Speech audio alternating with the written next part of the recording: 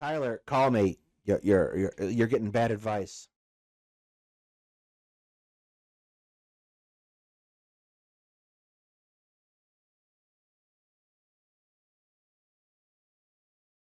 Anyway, we are going to start with West Side Tyler criticizing Whatifalthist. So you remember, I looked at one of West Side Tyler's videos before, and I didn't dislike it. I didn't necessarily agree with everything.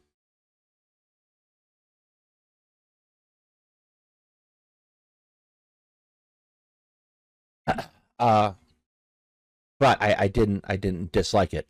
Let's see how this goes. I can't imagine that someone with at least a whole functioning brain doesn't think Whatifalthist is a moron. So this probably won't be bad. The best, to do whoever's the best dude in history at your local college, even they'll say like we're limited. And a lot of our beliefs in history are founded more on political assertions to hold up ideals and ideas of a history that we share just for like political control than they are on like the reality of things. You know what I'm saying? And when you get into America, you get down to the zip code different views of history depending on like what school you go to and how your dad talks about whatever the fuck happened a few years back.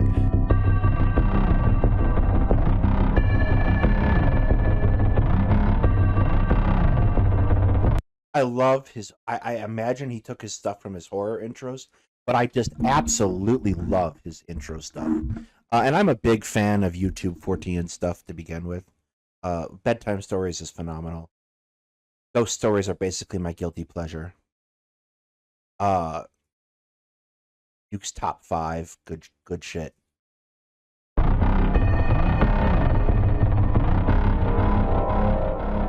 God, dude, I'm too tired for this. I'm too tired for this. I like the most. So Carol Quigley is one of the best. Oh my pulled him off God. the shelf too. So I'll be back in a second, guys. Did he say he dropped out of Just give me a university? second. Probably. Amory Duranacor is great. Peter Turchin's great. No, he's not. I think I got a Spengler around here somewhere. Look, you get double. You get double. You get Tyler knocking on Whatifalthist and me. Oh, fuck. Dragging out historians from the last century is not going to be that impressive to anyone who's done history anytime recently. I'm dying. Please humor my absence for a moment, people. Thank you so much, Spudley, for the 5 gifted subs, man. I'll still bring it over. And The posture of an alternate historian. yeah, so I think we were on the breakthrough of a philosophic discovery on how the science of history operates. And his mic is on auto. Carol Quigley, He's a book. great. I don't like him as much.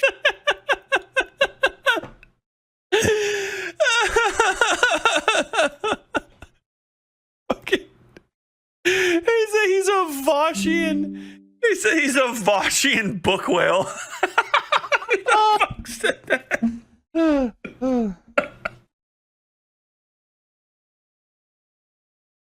You know, He said he's a fucking book whale. I'm not sure. He As probably other is. offers, because I found this book to be written in a very autistic and overly rigid way. I think he's What I'm curious. I've read many books in my life, and I've never thought to myself, "Wow, this author is autistic."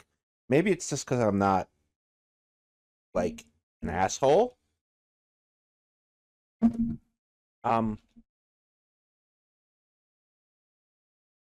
I don't think you can necessarily easily communicate that through writing. information from the ancient world that I have no idea. Please how like we the would stream if you haven't liked but this it. book is good. Oswald Spengler is one of the worst writers I've ever read. He's also a shit historian. Let's see, Oswald Spengler. Oh, he died in 1936 in Munich, Germany. That's, I think, not quite old age. No, he was 60 something. Oh no. Oswald Spengler was very intellectually connected with Nazis, as Arnold Gottfried Spengler was a German polymath whose areas of interest included history, philosophy, mathematics, science, and art.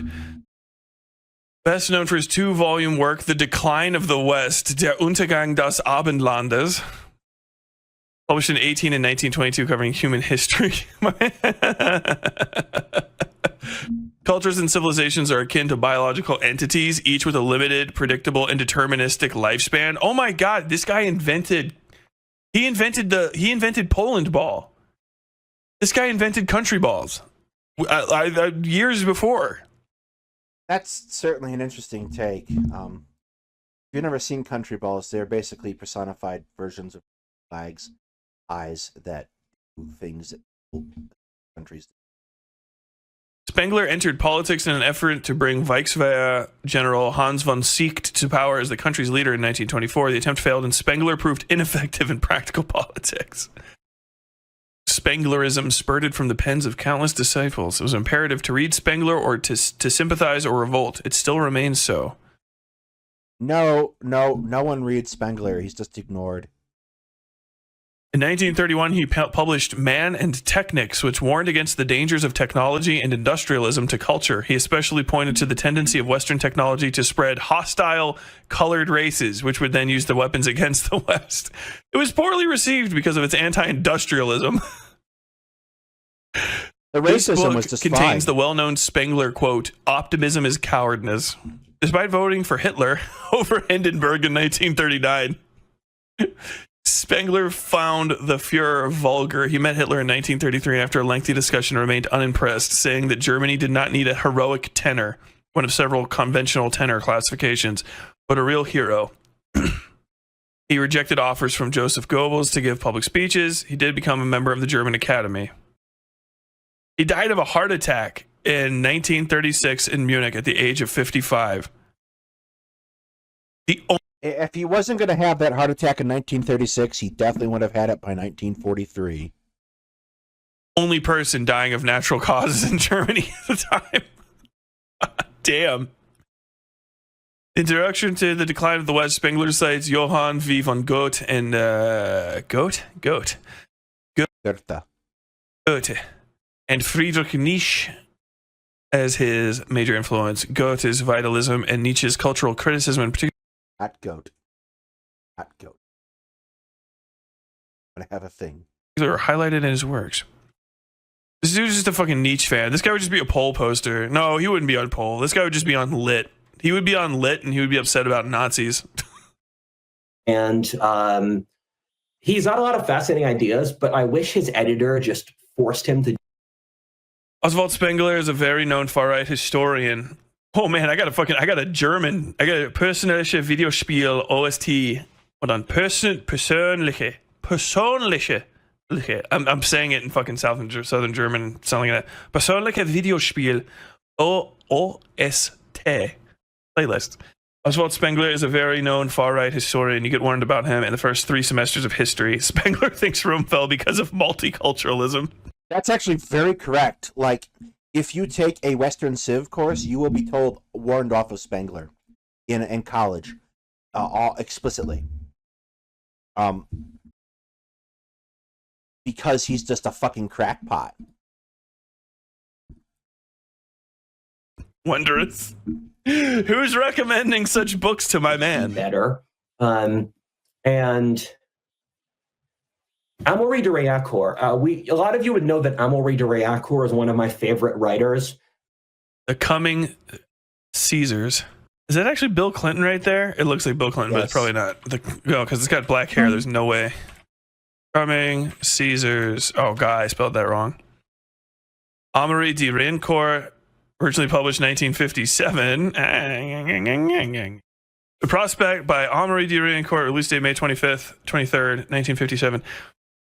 The Prospect Réaucourt conjures up as a black one, with America paralleling in all essentials the fate that overcame the republicanism of Rome. Oh, okay, so this is the shit I've been hearing since I was in fucking high school. Bread and circus. Did you know that the bread and circus destroyed Rome? Mismanagement had nothing to do with it. The Visigoths weren't even suggesting a visit. It was the bread The bread and the circus, which destroyed Rome. The need for centralized authority, for Caesarianism, is a result of both the vast world power of this country. I mean, Rome. We sort of overestimate Rome, I believe, in the West. It was big, but Rome was not that big. Kind of. I mean, it was large, but I think if he wants to make the point that Rome is not centrally controlled in the way that you imagine, then yes, that's a very valid point. So Rome is, you have extensive power handed to regional governors in the case of Rome. And like Rome is big on a certain level. It was almost never administrable by one man, in the way like the emperorship, for example. Rome, from a lot of its history, goes through a period of 4 emperors at any given time operating together. But like, it's not like authority is going to flow from Constantinople. Directives are going to flow from Constantinople or Rome out to the provinces. The governors are going to basically be trusted to take on this attitude and mantle of Romanness and bring it to the people there. So very famous, Battle of Teutoburg Forest. The governor and the commander of the legions is a man by the name of Quintus Varius. He hears of a rebellion and he marches 3 legions into the Teutoburg Forest to counter it with Germans' auxiliary support.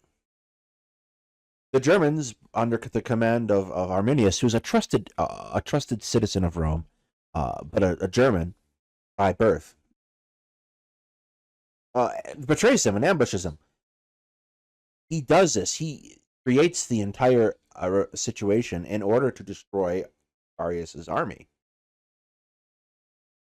This is an example, though, of understanding the nature of Rome and what Varius is supposed to do as a Roman general and a Roman statesman, and exploiting it. This isn't it's not like he was waiting for a directions from Augustus to go crush the rebellion. He takes initiative, he goes and he does it, and that is what leads to his downfall, because not prepared for being betrayed. Arminius is able to take from Varius the initiative, and he's able to use what he knows Varius is going to do in order to destroy Varius.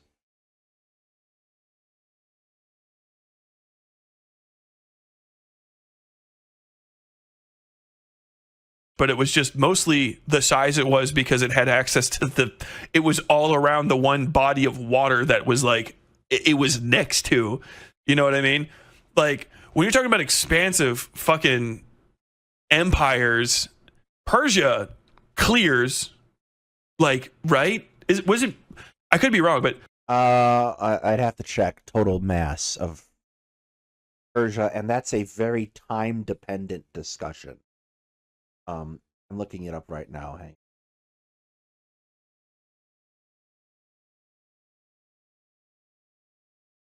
So when you talk about Persia, different dynasties rule Persia at different times. So like Persia that we think of as like the opponent of Athens and Sparta in Greece is the Achaemenid Empire, and that is around 550 BCE. 5.5 million square kilometers. Okay. In square kilometers, and 5.7 million square kilometers. So, Persian Empire, and again, this is dynasty based, right? Yeah. So, I mean, a couple half point million square kilometers here and there is not a big deal, but like they're pretty comparable in size. A bigger empire example is going to be Genghis Khan's great, at least the conquests of the Mongols, not necessarily all Genghis. Wasn't fucking Persia at its height way fucking bigger? Like, the reason we have carpets everywhere is because of fucking Persia. Like, well, So the reason for that is going to be a particular positioning of Persian, and even after the height of the Achaemenid Empire, like the Parthians, the Sassanids, Persia controls trade routes over land. So they have a significant amount of influence over trade, which causes their goods to spread. They're the like fucking weaving and shit. Like modern versions of that, where because of Persia, like moving shit around. Am I crazy? I could be off. Tyler, call me. You're getting bad advice. I could be off on that. Don't quote me on that one. But Persia was massive. Han China specifically, I think it was massive, huge. And as far as developed, like so many other countries, developed, massive. The Incans, like, they just didn't directly influence Western culture because we fucking annihilated them before we learned anything about them. Actually, I guess the Aztecs did. I'm always fucked on Mesoamerica. They were huge. Like, the Incan culture was fucking everywhere. Like, all over the place, jogging around, delivering mail. You know what I mean? The Han Dynasty might have been bigger at it. It's kind of hard.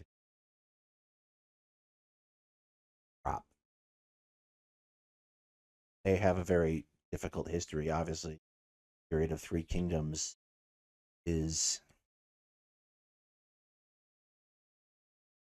tricky. That's a good way to put it. I mean, like, there's so many, like, supersized cultures. It is so bizarre that we always go back to Rome.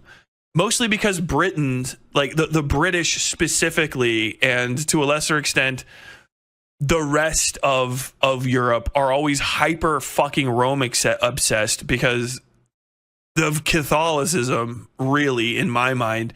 But okay, this is not inaccurate, but it could be more accurate. Rome is a central concept in early medieval history. The Holy Roman Empire isn't like, for example, Roman, and we understand that now. But the concept behind the Holy Roman Empire, why it's called the Holy Roman Empire, is to accentuate this relationship between Rome, the Church, and this concept of legitimacy implied by the existence of Rome itself. By the same token, the Eastern Roman Empire survives past the Western one, right? But we call it the Byzantine Empire, at least European historians do, because they do not want to grant them the legitimacy of being Roman. But they consider themselves Romans.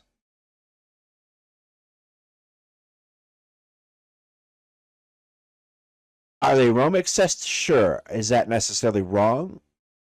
It's not great. But let's not pretend that Rome isn't a significant impact on political history. But especially Britain, for some reason, has like a cultural, like, we are the new Rome. Y'all fucking love it. Like, dude, nothing will get a British person more fucking excited than if they live within, like, look at that distance of a Roman bridge. Oh, they thought Romans built that. That's right. They built that road. Oh, they fucking built that. They built that wall. It's not tall, but it stopped the horses, didn't it? You know what I mean? All the way up there. It's like the one thing they're fucking stoked about. Oh, thank God they fucking beat us into submission. All of like the Western pollution of the world is from this like Rome worship and this ongoing belief that goes back really like fucking all the way to the second Rome fell and probably even further back while Rome was falling, that like you need to have some sort of like advanced empire. Well, it's the concept of authority, right? Authority derives from Rome. First from the Roman emperor, and then principally from the church. Submitting, like, people have like just conquering everyone around them and forcing them to submit to their superiority. Otherwise, like, there will be no culture or safety. And that's the only way forward. And just like that mentality created the age of sail, you know? Or at least justified it. King was the biggest Chinese empire. Fair. To be fair, if Rome never existed, we never get England. I mean, there you go. The entire history of Europe is kings and dictators trying to build Rome number 2. Yeah, trying to build Rome number 2, if not like retake Rome number and to surpass Metal Rome. Metal Rome. 1. Sorry, that was a very bad joke. By not even going to Italy, by going to Byzantium, fucking Holy Land. There are at least 10 different political groups in Europe trying to bring back the Roman Empire, and none of them actually know anything about it. It's pronounced Qing. Oh, fuck. But Rome lasted longer than most large empires. Rome lasted longer than Confederacy. The like that was a very Whatifalthist talking point. Longevity of Rome is kind of overstated too, because like there's a lot of Rome in Rome. You know what I mean? I actually have no fucking idea what you mean. What? The longevity of Rome. I take Rome to be the founding of Rome to the fall of the Eastern Roman Empire, with the sacking of Constantinople, which makes it a millennia-long empire. That's not nothing. Like,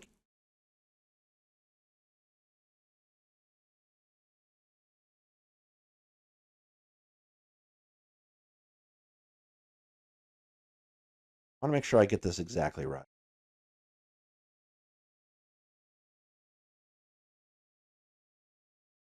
(1453) CE.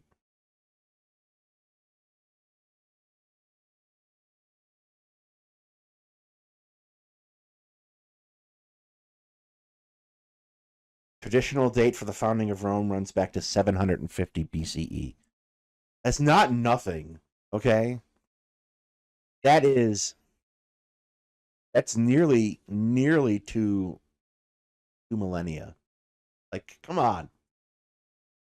I get it. I get what you're driving at, but come on here. Let's be balanced. Rome gets to be Rome. That's the thing, is the Roman Empire gets to be Rome. And even though it's split, even when it's busted, even when it's not the Rome that really was Rome anymore, when you leave democracy and the republic behind and become an empire and all of that stuff, like it still gets to be Rome when it's being run out of different cities. Well, let me ask you a particular question. When does Rome become an empire? Does it become an empire with Julius Caesar, Augustus? Or is it an empire long before that? And I would contend that it is. Like, even as the Republic is the Republic, it's very much an empire. The traditional assumption of Rome becoming an empire is with the ascension of Augustus. It's split in half when it's a completely different religion, when it's a completely different culture, when no one that lives in Rome at the time would understand the people of Rome 500 years earlier. That's people in the United States would not understand us 50 years ago. That's a pretty common thing, really. Still gets to be Rome because of this like Western belief in Rome, but like every other culture is like, oh no, sorry, this is Persia, this is Xerxes' Persia, it's not Darius's Persia. This is not like the same empire. It's not. These are multiple different empires, right? They didn't last that long. Like China, kinda, yes, maybe, but again, Persia I would count as a contiguous empire for quite some time as well. Overwhelmed at one point, but then it reestablished itself. China, again, a contiguous empire insofar as years are concerned. That's not the right word. Continuous is probably better. I don't think that's the same concept, right? We recognize very firm, and at least in history, most professional history survey, very firm delineations of periods of Roman history, where they are not the same. For example, the crisis of the 3rd century is like very recognized as not being the same Rome as Augustus's Rome.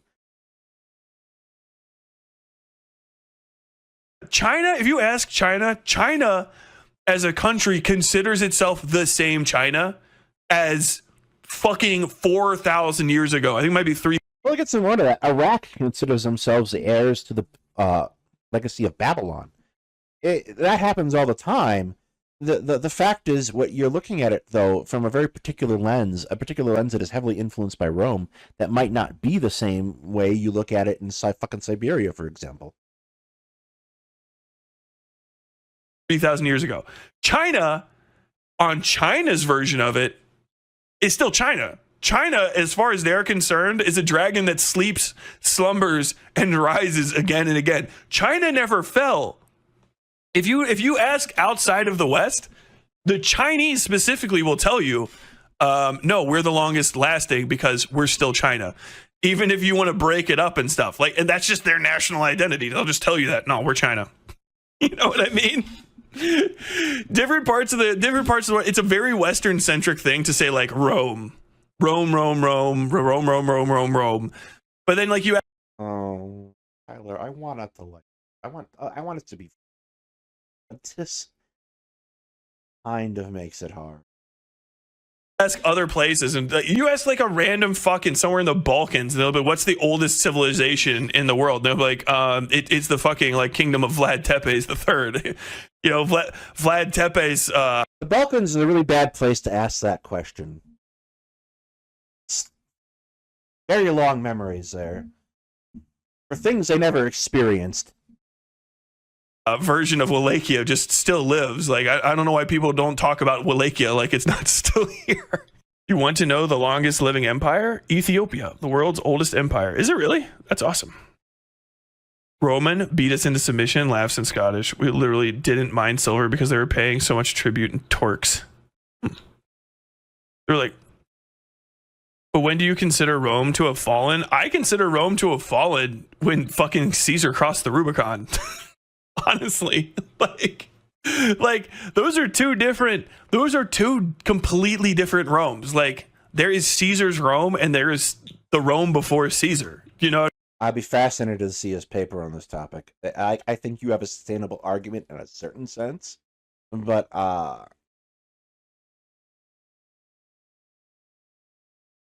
Caesar requires the organs of the Republic to be controlled by him to an extent that his predecessor in Augustus never will. what I'm saying? Like, that's why we even talk about it. It's a tragedy. Like, Caesar becoming, like, taking the dictatorship and basically neutering and annihilating the fucking Republic is the death of Rome. It really is. Like, it's a different place. You call it the same thing, but it's run different.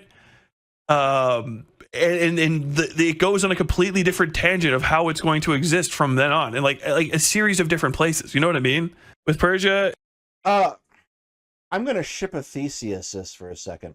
If Rome is not run in the exact same way, is it still Rome? it's because there was not a direct continuity between the Achaemenid dynasty and the later Arsacid-Sassanid dynasties. The dragon that is China rises with the sun. Yeah, that's Alexander occurs between, and the Seleucids occur between the Achaemenid dynasty and the Parthians, more accurately, and then the Sassanids.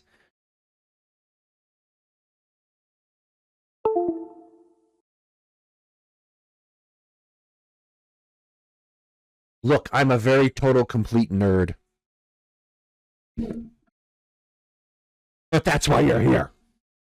Do they hearing Chinese like translation of Chinese like talking points about China? That place sounds so fucking cool. I'm good on visiting. I feel like I would say something like accident, and they would put me in like an undersized prison cell. Like they're like, this is for normal people size here, but you're all fucking German coded, so like our bad. And I'm like, come on, man, you guys got like a slightly larger cell. And they're like, no, you need to be a political prisoner of some value to get the nice one. It's still gonna be nicer than any cell in fucking Kentucky. See, look, you start opening it up. You start opening it up and asking people about like their view of history as opposed to this strictly westernized view of fucking history. And they'll go, I'm just talking shit. It's elections in Romania this year, and Vlad Tepe's face is all over the place. So yeah, Wallachia still lives. It wasn't Vlad Tepe's 3. Okay, Romania is older than that. It's from the time of the Dacians, the strongest of the Thracians. Like, I don't know what that means. History is very complicated. You know what I'm saying? Yes, I am quite aware. The official end of the Ethiopian Empire was in 1974 after a coup. Old Frankish became Old Dutch. Look, ask people. Ask people. All you have to do is start asking people. That's the craziest part. That's the one thing I know about history, is that no one actually knows that much about history. You just re-arrive at the same thing again. If you talk to an actual, like, whoever's the best dude at history at your local college, even they'll say, like, we're limited. And a lot of our beliefs in history are founded more on political assertions to hold up ideals and ideas of a history that we share just for, like, political control than they are on, like, the reality of things. You know what I'm saying? We declare shit in the West and just believe it because we're in the West. Like, we just do. American views of history are American views of history. And when you get into America, that's not unique to the West by any means. Russia does it. China does it. Everyone does it. Even educated fleas do it. You get down to the zip code different views of history, depending on, like, what school you go to and how your dad talks about whatever the fuck happened a few years back. That continues on. All human beings are human beings is the one real true we can get back to.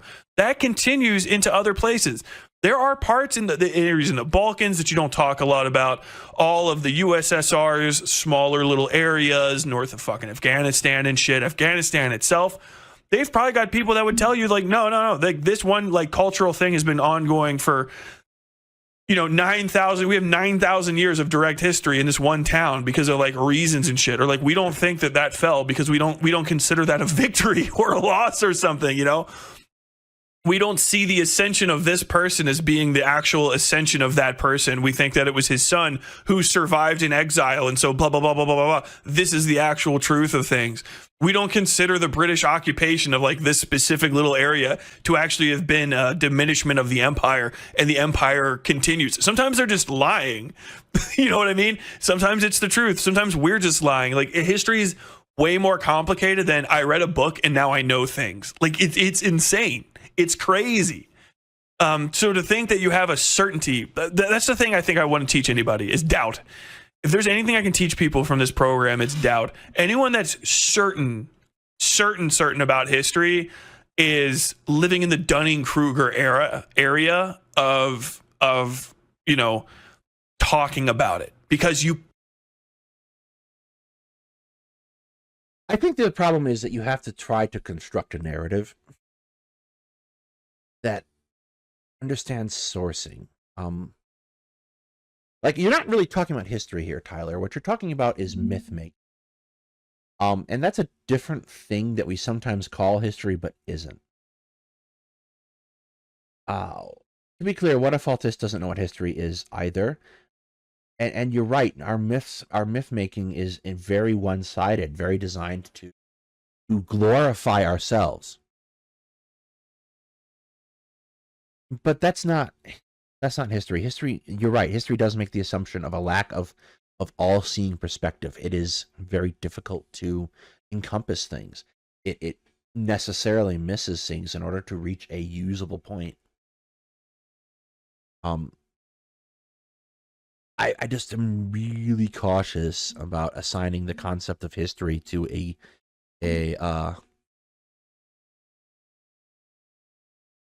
myth, like George Washington chopped down the cherry tree. We know that's not true, but, like, it has to be carefully called. What you think history is isn't always what history is. You just can't know, because first off, you weren't there. And second off, like, once you consider how we even put together historical records, you're just basically saying, like, these are a series of best guesses and assumptions based on things that we know. Well, like, you'll get to it and people will say this thing is fact. all of everybody think everyone's fact, going back through 700 years of writing on a specific thing that happened. When you boil it down to the original source, it's fucking Herodotus, and he's like, I heard it from Jake from State Farm, you know. What was Jake wearing? But, you know, Tremenicus from Attic, a good friend of my cousin's wife. See, but like the thing again is you can take like Herodotus is a really good example. We have a lot of Greek historians generally. Thucydides, good example too, of like concepts that were hammered out for classics that we like. The myth of Sparta, for example, that modern scholars are going back into the records and looking at and evaluating. Itch guy Raul Klondike did the Insider Stuff military history video analysis. Does a really good job with Sparta in particular, and some of the stuff that Thucydides kind of salivated over, and like the sources have to be critically analyzed. Absolutely, that's the point. But that doesn't make what happened before, particularly the Whatifalthist historians he reaches for, as useful. Like I kind of feel like this is a disservice to history in the an academic discipline, in a certain sense, kind of, sort of. And it's well intentioned. I don't think he's being malicious or anything. Like, he's very well intentioned, trying to point out the problems. But he's pointing out problems that historians are really, really well aware of and work very hard to try to inform the public on.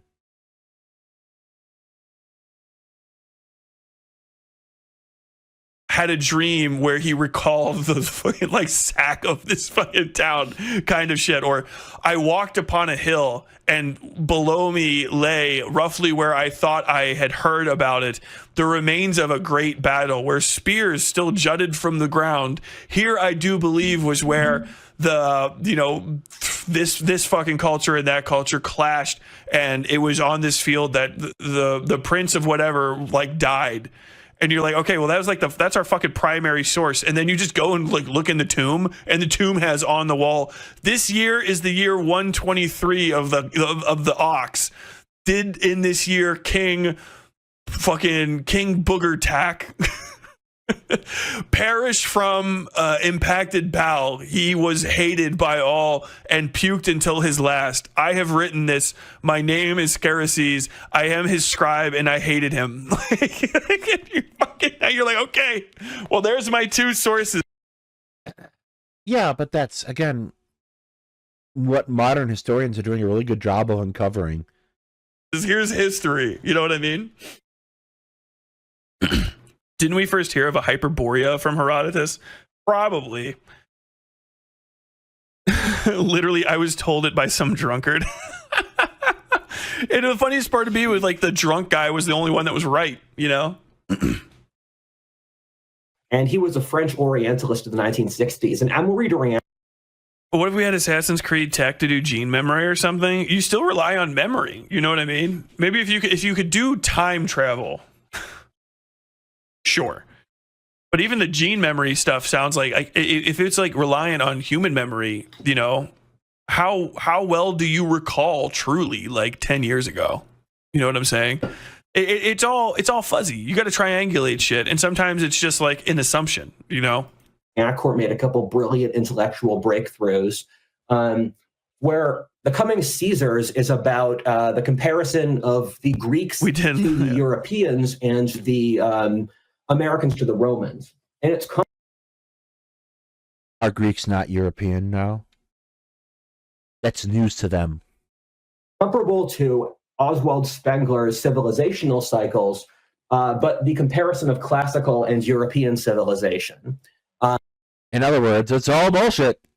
And Amory Durand, he also wrote a brilliant book on India, and he wrote a brilliant book on China. And for people who want to understand those societies, the Amory Durand on both of those topics are, they're just incredibly brilliant. And And it's hard to fundamentally understand those societies. He also wrote The Eye of Shiva, which was a book that had a big influence on making me religious.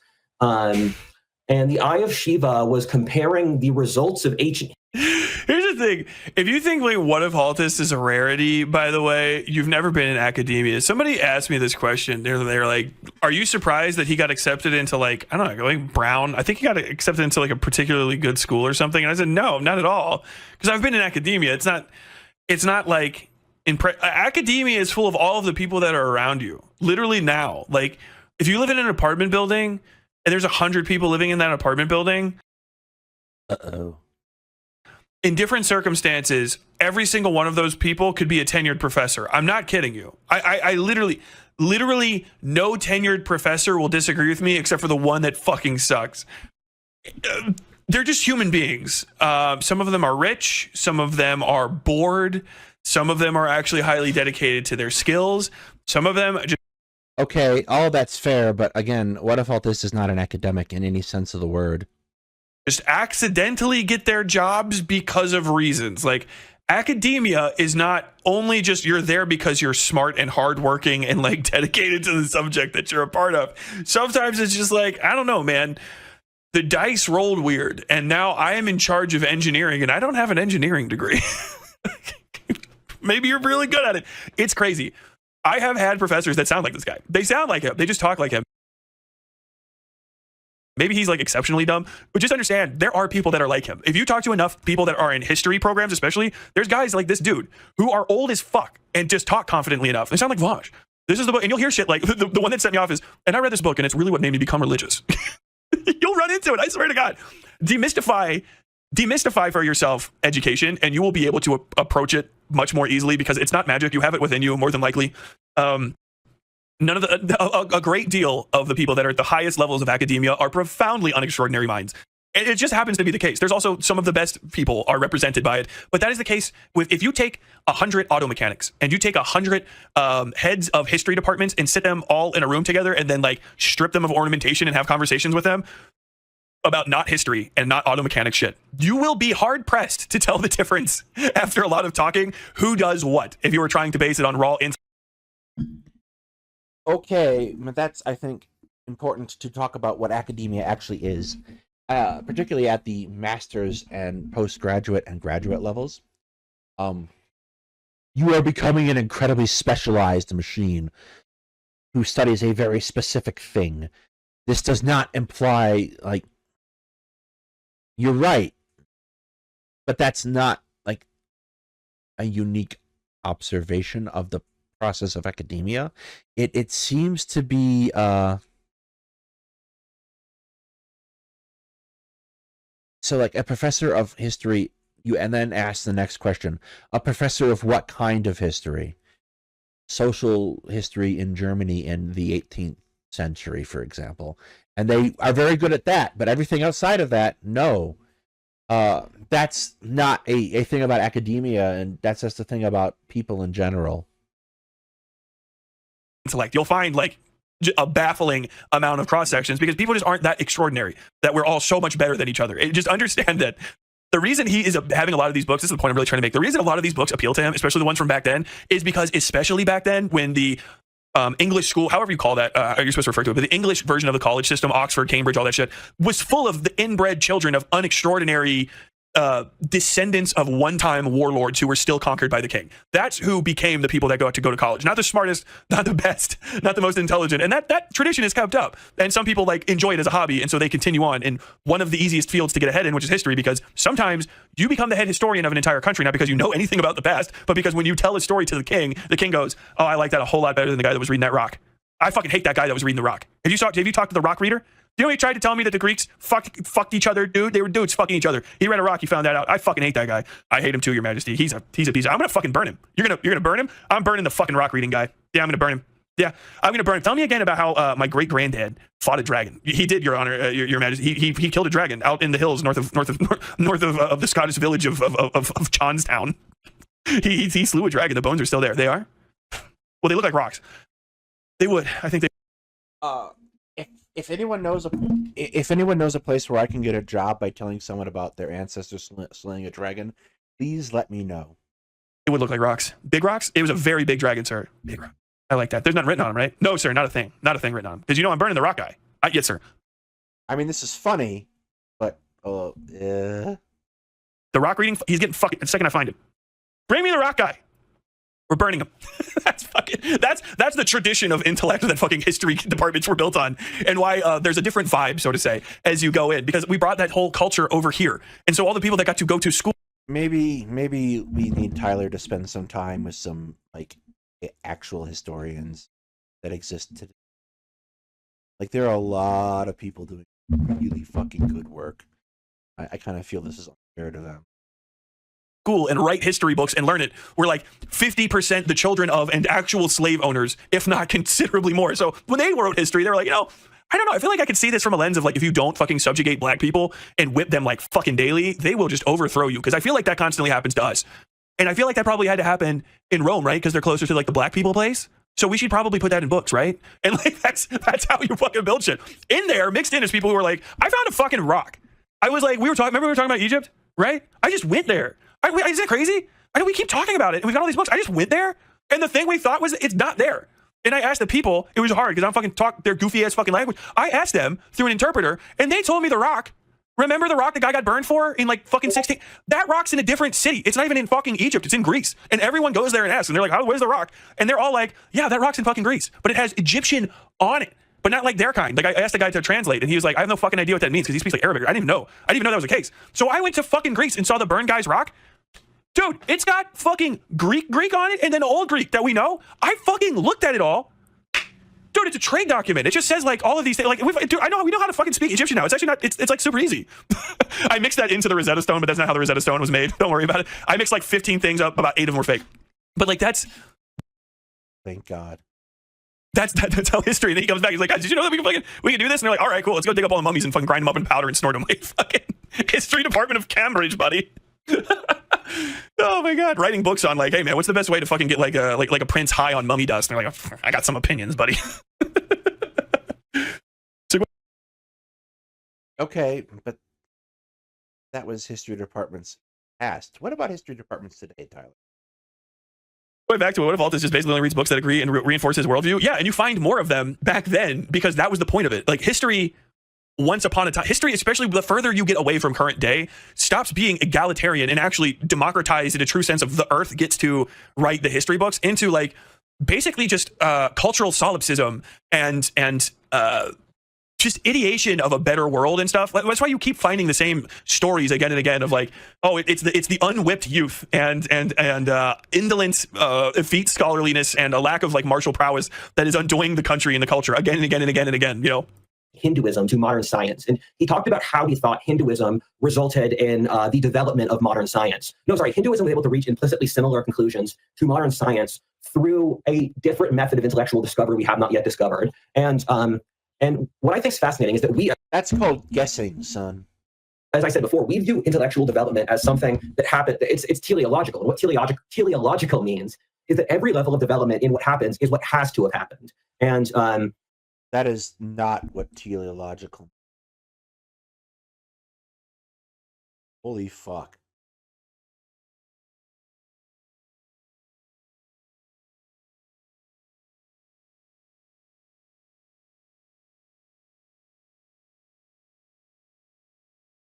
Yeah. That's not what teleology means. Teleology is talking about the emergence of intellectual phenomena and the purpose they serve, rather than the cause, what causes them to arise. It is not a preordained, predestined system. Must have this thing to come about. Because everything is just so. That is not teleology.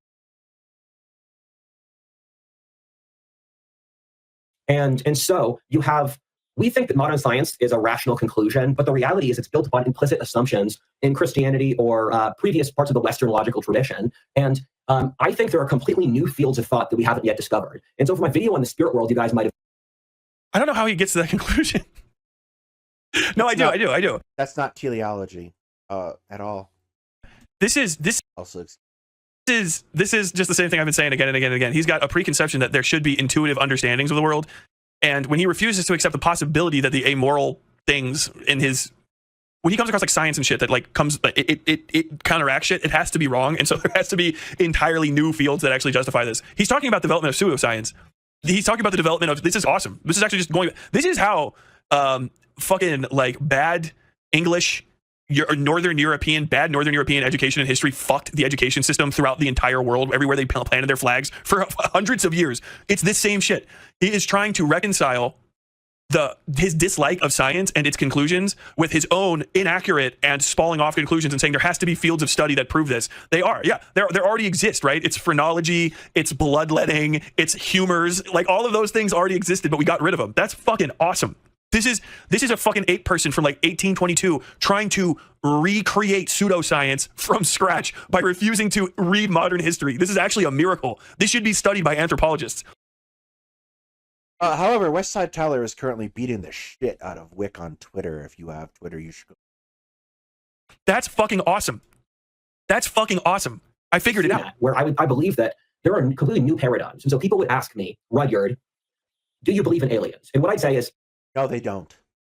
I have no idea, because the level of comprehension we would have to understand aliens would be, could you explain to the ancient Babylonians how electricity worked? And the ancient Babylonians didn't have the concept of machines or natural law. Is he crazy?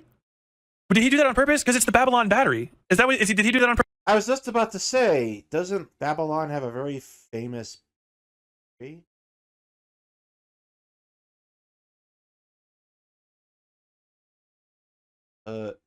Yes. Baghdad. Battery in a pot. Purpose? Hold on. Baghdad battery. Yeah. The Baghdad battery. I know it's Wikipedia, but like it'll just get you there. It's an encyclopedia entry. This is the Baghdad battery. It was just a galvanic cell. Yeah. So basically, like, you could use this to create small electrical charges to do something with. I don't know if they figured out what it did, but yeah, there's other ones that like existed back then that you could get shit out. Origin and purpose, remember, unclear. It was definitely the world's first joy buzzer, for sure. They were electroplated. They more important electroplating gold onto silver. So yeah, they just figured out a little technique. They made a battery. They didn't articulate the concept of batteries the way that we did, i.e. putting them in your Nintendo Switch so that you have something to. Does Nintendo Switch take batteries? Your Game Boy Color, putting them in your Game Boy Color so that you don't have to talk to people on the road trip. But like, Game Boy Color, Pokemon. Like generating electricity from fucking acid bathing metals and electrolyte, whatever the fuck, spinning things. That is something that they had. They just had it. We just didn't even know to look for it because we didn't have batteries because we lost so much technology. And we're talking about different cultures that don't have the same language and shit. So like, we don't have an oral tradition extending from Baghdad into North London like cleanly at the development point of the batteries, where someone's like, oh no, like they had those. That's how they electroplated shit. Or like they just like uranium's always been around. Ancient people knew about uranium and glowing uranium and how to stay away from radiation pits because those just existed. They'd be like, wow, there's an area over there that will literally boil your skin from your body with like strange humors that emanate from the fucking hole in the ground. Roll out through the fallout, baby. I'm sorry. It's awesome. Like that's wild. The Baghdad battery has been debunked beyond its ability to do electrolysis. You said that wrong. It's been debunked completely. No, it was not a battery at all. It was a votive container. Oh, that's so sad. Depressing. I wish it was real. I have no idea how the universe works. No idea if aliens exist, because I think we don't even know the questions. It's not an actual battery. That's depressing. Questions to ask. The ancients did not know about uranium and radiation. No, but it was just there. You know what I'm saying? It's not like they were like, that's specifically this heavy element. No, wait, do you have to make uranium? But there was just shit in the ground, right? Am I crazy now? Uranium mine. You mine uranium. Uranium. You mine uranium, but you refine it in order to get dissolved. Mines. In India. Conventional mines, open pit, and C2 leach. In practice, dust is the main source of radiation exposure in an open cut uranium mine and in the mill area. Radiation exposure to mine plants and tailings areas limited. In practice, radiation levels from the ore and tailings are usually very low. Interesting. Why do I think this? Do uranium miners get radiation poisoning? Groundwater contamination. Some sites have considerable groundwater contamination. Underground mines can... Probably not, actually. Like, uranium you find in nature isn't the same as... I think it's actually pretty reasonable.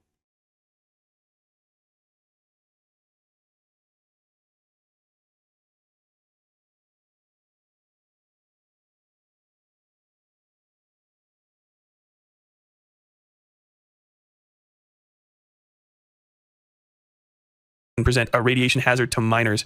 What is... Ooh, maybe that's what it is. What is what do you call that in mine? If there's anyone in mining, when you have something like it's called like coattailing or something. When you have a mine, almost every mine has a series of minerals that develop in tandem. So you'll have like one mine has like copper usually has silver around it or something. Yeah, I think you can get isotopes that are highly radioactive. Maybe. Don't quote me on chemistry.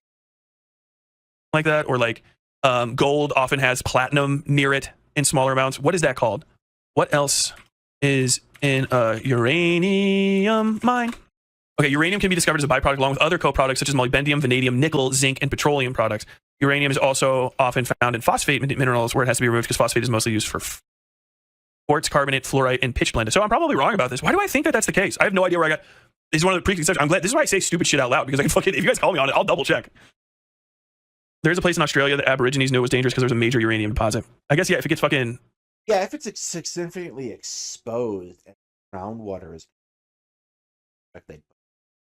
Not that it's fucking uranium, but that the water's poison. The spirits do not like us.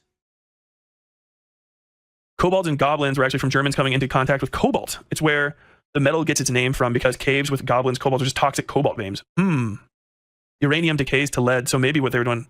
Apparently the Baghdad battery is probably a curse jar. It would be cool if you tried to make it into that and then like you create a battery on accident.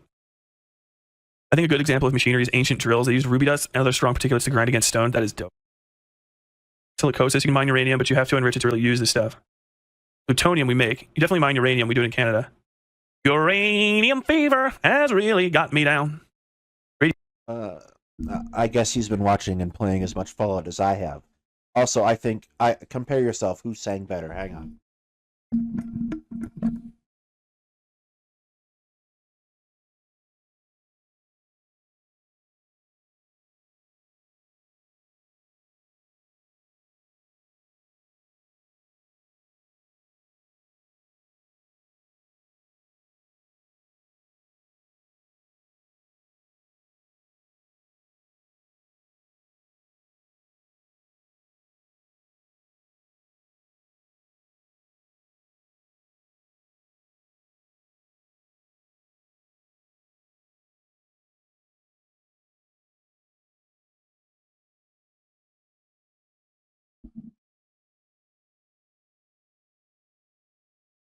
Radiation pits to stay away from? No. So what is it? I know there's toxic. I might be mixing stuff up.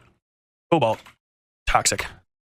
Cobalt may cause an asthma-like allergy. Further exposure can cause asthma attacks with shortness of breath, wheezing, cough, and or chest tightness. Cobalt may affect the heart, thyroid, liver, and kidneys. Ooh, maybe I'm mixing stuff up. And it is cobalt mining. Oh yeah, cobalt's definitely bad for you.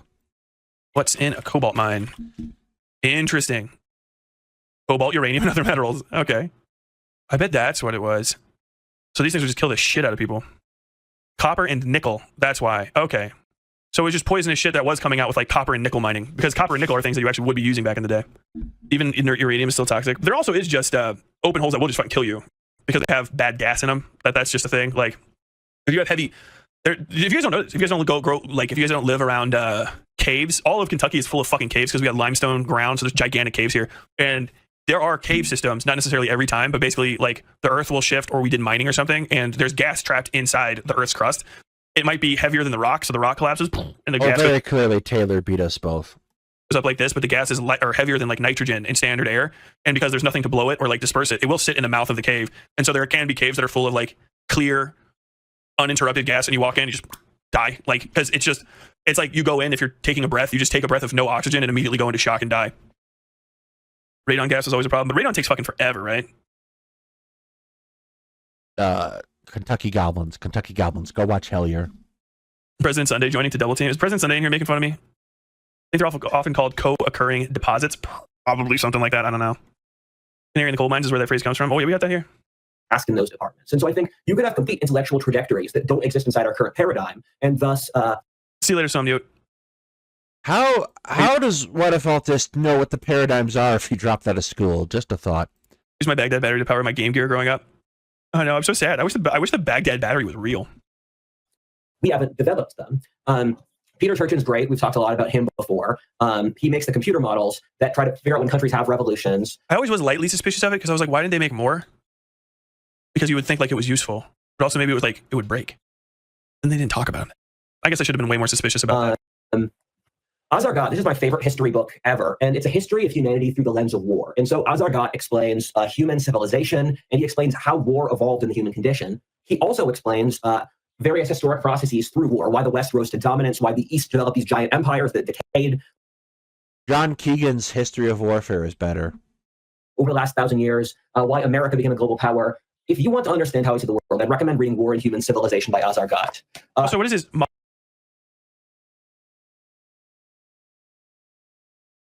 Uh-oh.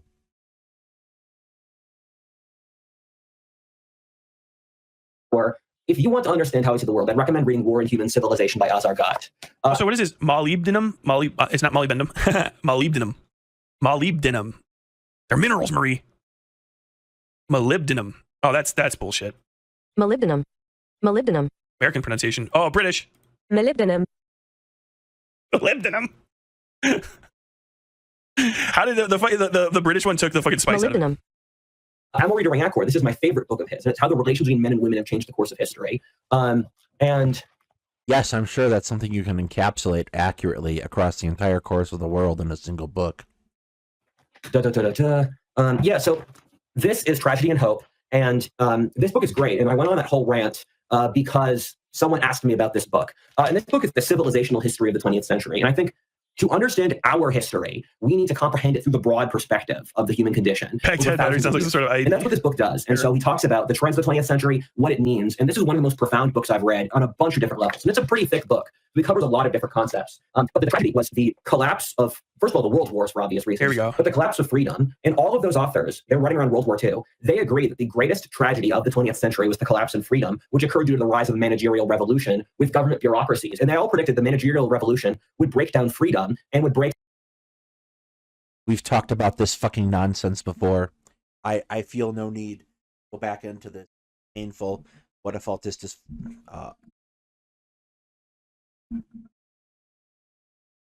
bad. Would break down ideas of individual agency, and they also the managerial class would cut down the creatives out of envy. I think that's fundamentally what's happened in the real world. So I don't even know how you prove that or what that's connected to. That's just words. Because like who are we talking about? Because I mean, if you're talking about the world before World War II was way less free. I mean, Jesus Christ, even them writing in World War I, like not a lot of people could say no to those drafts. I don't think there's a big concern about the managerial class if you were getting sent to fucking Ardennes. You know what I mean? If you survived the Somme, you were like, one day there's gonna be a managerial class. So like, I already was, and they told me I had to fucking run from one hole to another hole through barbed wire and bullets. Like, what the fuck are you? Who is that for? Is that just a statement toward like the already existing aristocracy? Like they would eventually have to get jobs, and so you wouldn't be able to be indolent and spend your time on art and fancy. That sounds more like it is, because it's not talking about the normal people. Normal human beings before like 1940, pretty much worldwide, were still desperately subsistence farming, like everywhere. Like that's just 20 years ahead of when America had its worst subsistence farming crisis to date, which is also, by the way, the biggest tragedy in America. The biggest tragedy of the 19th century up until World War I would definitely be the fucking Great Depression. I think unreservedly the Dust Bowl. We're slightly out of order here. World War I, then the 20s were in. The failure of tillage farming would be a bigger issue, I think, than the existence of a managerial class overpowering the artists. It's madness. And also just it takes into account nothing about the art revolutions of the 60s and 70s and the democratization of music thanks to the development of like the electric guitar and multi-track recording. Yeah, but he wouldn't know about those things because he doesn't read books from like any time in the recent past. It's just an ignorant thing to say. Who gives a fuck? That was fun. I'm not going to be here for much longer. Ask me some questions, bro. Whenever I say that, so I am Christian. One of the questions said, "You said you're Christian, but you don't seem to believe. You seem to believe in God as an idea." I'm Christian. I believe that God is an actual physical force that acts in the world. But in my channel, my personal views are not what I say on the channel. I mean, nothing I say on the channel is stuff I don't believe. But I am privately more religious than I am on the channel because the purpose of my channel is a lot. We could tell, brother. I have to compliment that. And so I'm here to explain anthropology. And so I explain. Come on.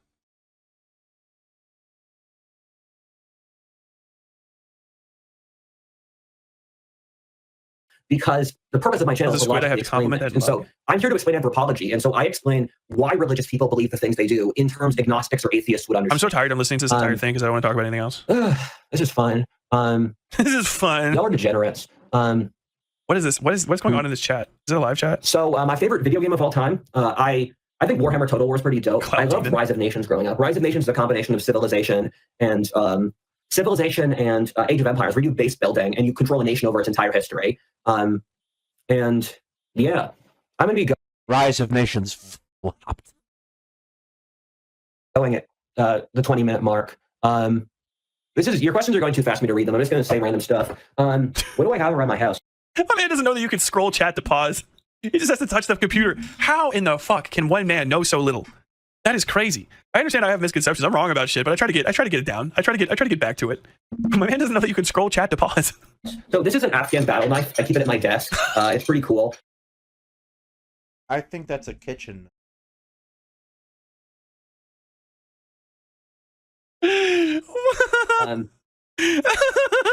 That's a kitchen knife. That's a kitchen knife with a fucking fancy handle.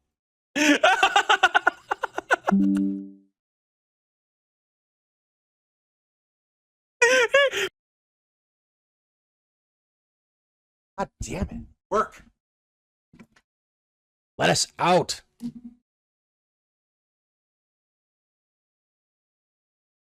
Yeah, right here. Just go back in the kitchen, man. If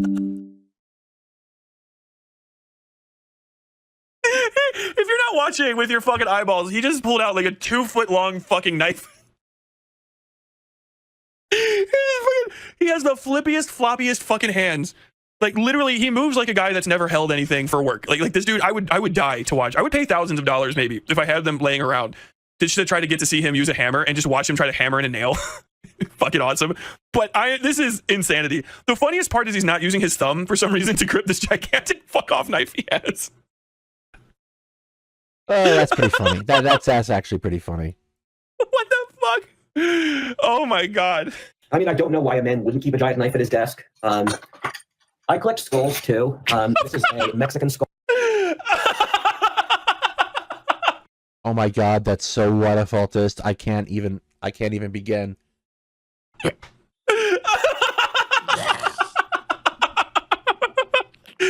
True phrenologist. He's got skulls and knives at the ready. My man, do you have a caliber collection? Yeah, thanks for the 10 Canadian, bud. In the past, he'd be a shaman, but today's just reactionary and a little autistic. I mean.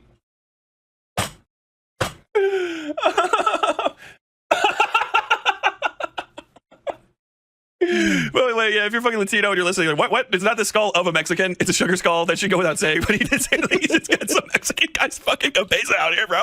When I lived in Mexico, I bought this. I've yeah, really died 4 times. That's a school fucking. I can't remember that skeleton. I'm grateful that I'm still alive. And I'm purposely putting out weird and schizo stuff because I'm just filling time here. So I've been through a lot of different things in my life, and so I always tell myself when I'm in a good place, which I am now. And the reason I'm going on all this adventure is because I just need the YOLO. So I just need the YOLO. I want the YOLO back. How the greatest blow struck against Drake has nothing to do, not a fucking thing to do with anything Kendrick Lamar said, any accusations, any impending lawsuit, none of it. The greatest blow to Drake in the history of Drake is Whatifalthist saying, I just need the YOLO. You only live once, that's the motto, baby, YOLO.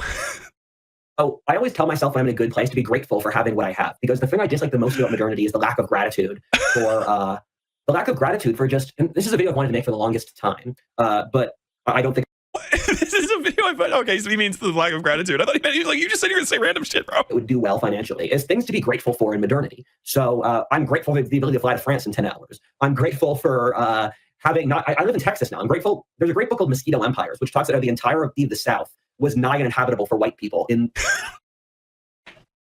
Yikes.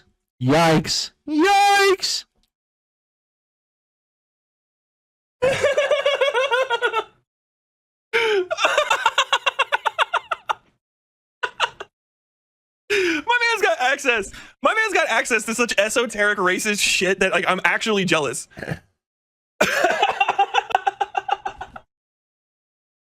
having not. I live in Texas now. I'm grateful. There's a Oh great my book called God. Mosquito Empires, which talks about how the entirety of the South was nigh uninhabitable for white people in the pre-industrial era. If you were in Texas, you had to worry about malaria. That's not true anymore. I'm grateful for that. I'm grateful for having a clean food supply or being able to buy.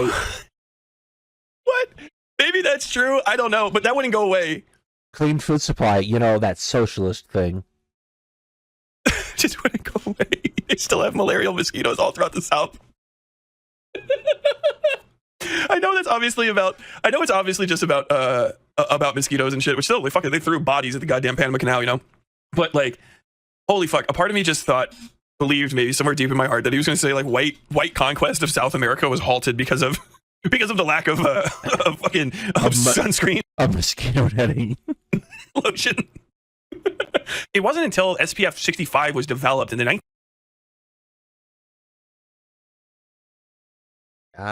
Damn it. Lotion. It wasn't until SPF 65 was developed in the 1940s by German scientists that whites could actually start traveling that close to the equator. Finally, once the sun god's wrath had been taken from us and we no longer needed to fear the Aztecs' greatest strength, all of Latin America was spread right open for the taking. Oh my God. Dude, there's mosquitoes everywhere. I don't know why they would have malarial mosquitoes all over the place. The worst mosquitoes in America, I swear to God, are in fucking North Dakota. I've been in the swamps, fucking not the swamps, but swampy ass coastal fucking North and South Carolina. I thought the mosquitoes there were bad, but the mosquitoes in fucking North Dakota are so fucking miserable that the goddamn army has to fly planes full of pesticide over to make the area habitable. Being able to buy food in the winter. This is more of a stoic goal. I've got a couple others, but I'm gonna get going soon. Cool. Well, okay, this has been fun. I'm gonna get going. I might do this at another time. Peace. Thanks, Whatifalthist. That was awesome. I loved every second of that, and I enjoyed all of it. I meant to do other stuff today. We'll get to it. We'll get to it. I'm dying. That was the fun, dude. He needs to live stream exclusively because that. Me too. I am dying too. We will cover France another time. Thank you everybody for coming out tonight. It's late. Have a good one.